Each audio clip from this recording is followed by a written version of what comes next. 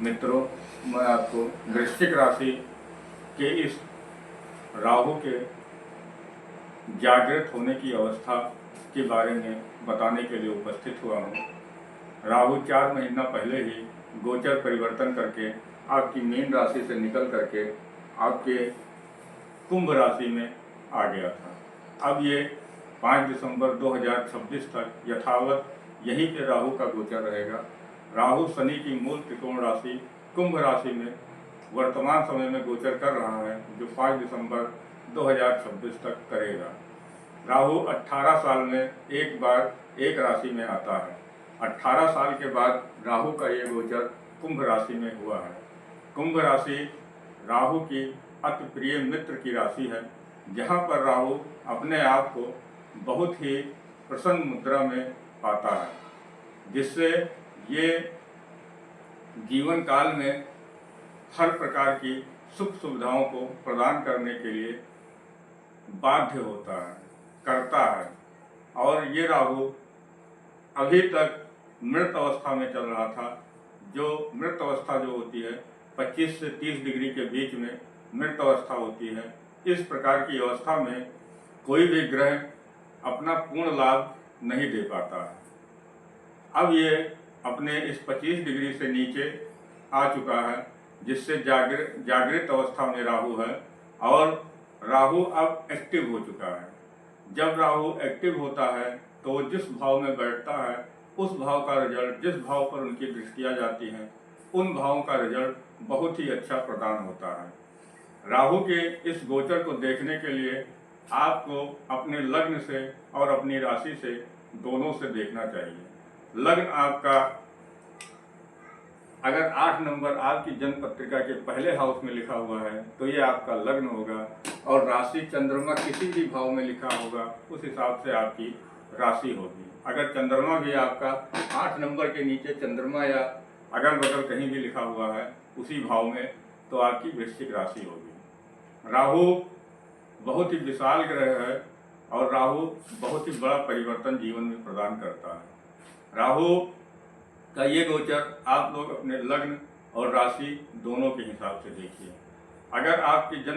अगर मैं आपको राहु का गोचर आपके लग्न से और आपकी राशि से दोनों से अच्छा बताता हूँ तो ये आपके लिए बहुत ही सर्वश्रेष्ठ होगा।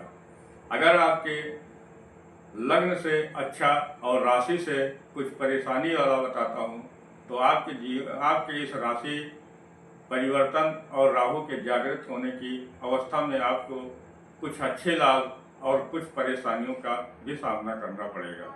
अगर लग्न और राशि दोनों से आपको मैं कुछ परेशानी वाला बताता हूँ तो ये परेशानी देगा, लेकिन अगर आपने इसका उपाय किया तो राहु इस समय जिस हाउस में बैठा हुआ है, 4th हाउस में, और जिस राशि में बैठा हुआ है, अगर आपने इसका उपाय कर लिया तो ये आपको, अगर मैं आपके लग्न और राशि दोनों से खराब बताऊंगा तो भी आपको अच्छा रिजल्ट देके जाएगा। इसलिए आप मेरे वीडियो को पूरा देखिएगा। लास्ट में मैं उपाय भी बताऊंगा जिसको करने से आपको राहु का पूर्ण लाभ, जिसके लिए अच्छा होगा उसके लिए और अच्छा होगा, और जिसके लिए कुछ परेशानी वाला होगा उसके लिए भी ये राहु पॉजिटिव रिजल्ट देने के लिए बाध्य हो जाएगा। क्योंकि राहु वो ग्रह है जो सुख समृद्धि, जीवन काल में बड़ा परिवर्तन, बड़ा आर्थिक लाभ, बड़ी नौकरी और बड़ा व्यवसाय देता है। गुरु बड़ा देता है और राहु सबसे बड़ा देता है, ये जान लीजिए। मैं एस्ट्रोलॉजर उमाकांत शुक्ला। अगर आपने मेरे चैनल को सब्सक्राइब नहीं किया है तो ज़रूर सब्सक्राइब करें, बेल आइकन दबाएं और अपने प्रियजनों को, अपने दोस्तों को, अपने परिवार वालों को ये वीडियो ज़रूर शेयर करें, जिससे उनको भी पता लगे कि राहु का ये गोचर उनके जीवन में क्या प्रदान करने जा रहा है।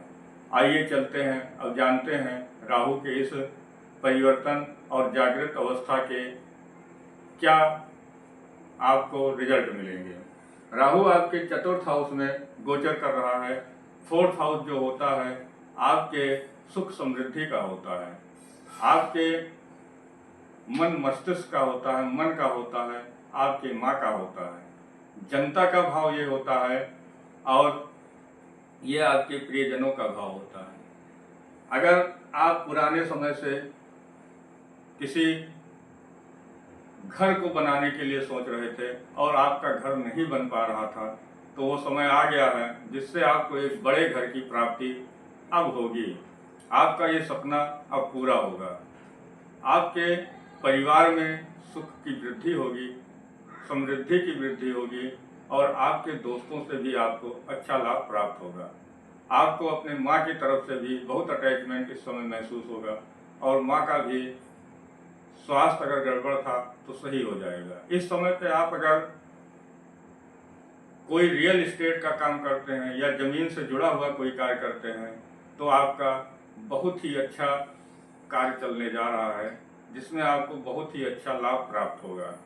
राहु की 3 दृष्टियां होती हैं। अब इन 3 दृष्टियों के बारे में भी मैं बात कर लेता हूँ। राहु की 5वीं दृष्टि आपके अष्टम भाव पर पड़ेगी।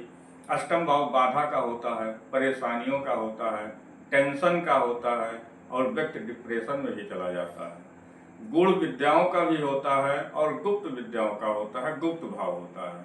तो राहु किसी भी परेशानी को, किसी भी बाधा को अपने सामने टिकने नहीं देता है। अगर आपके पिछले समय में कोई परेशानी थी, कोई विघ्न बाधा आ रही थी, तो वो सारी परेशानी और विघ्न बाधा को राहु समाप्त कर देगा। यहाँ से आप अगर ससुराल पक्ष से भी आपको अच्छा लाभ प्राप्त हो सकता है।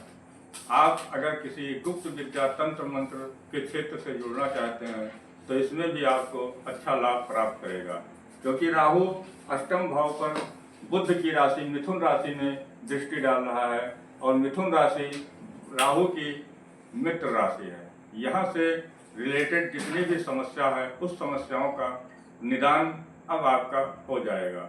राहु की 7वीं दृष्टि आपके कर्म भाव पर पड़ती है। यही से पद प्रतिष्ठा देखी जाती है, नेम फेम देखा जाता है। तो आप जिस भी क्षेत्र में हैं, चाहे नौकरी के क्षेत्र में हो, व्यवसाय के क्षेत्र में हो, तो इसमें आपका नेम, आपका नाम, आपकी पद, आपकी प्रतिष्ठा में वृद्धि होने जा रही है और अवश्य होगी। आप अगर परिवर्तन करना चाहते हैं अपनी नौकरी में तो आप परिवर्तन कर सकते हैं।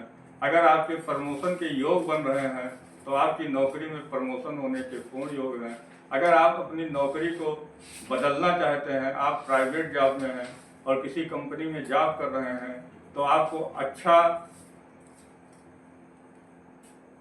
आपको वेतन के साथ अच्छी कंपनी प्राप्त होगी। इस समय पर आप इसको कर सकते हैं। राहु की 9वीं दृष्टि आपके विदेश भाव पर पड़ रही है, जिससे आपको विदेश से लाभ प्राप्त होगा। अगर आप विदेश जाना चाहते हैं जॉब के लिए या पढ़ाई शिक्षा के लिए, तो आप विदेश से जा करके शिक्षा प्राप्त कर सकते हैं। विदेश से जुड़ करके इंपोर्ट एक्सपोर्ट का अगर आपका बिजनेस है तो उसमें अच्छा लाभ प्राप्त कर सकते हैं। अगर आप विदेश जा करके व्यवसाय करना चाहते हैं, नौकरी करना चाहते हैं, तो ये समय, अगर आपका पुराने समय से विदेश जाने का सपना था और किसी कारणवश आपके विदेश जाने में विघ्न बाधा आ रही थी, तो राहु उन सारी विघ्न बाधाओं को तोड़ करके अब आपको आपकी इच्छाओं की पूर्ति करेगा। राहु का उपाय आप जरूर करिएगा। राहु का उपाय सर्वश्रेष्ठ ये है कि आप प्रतिदिन शिवलिंग पर जल अर्पित करें। इससे राहु बहुत ही प्रसन्न होता है। इससे शिव जी भी प्रसन्न होंगे और राहु भी आपका प्रसन्न होगा और आपके पॉजिटिव रिजल्ट को और अच्छा कर देगा।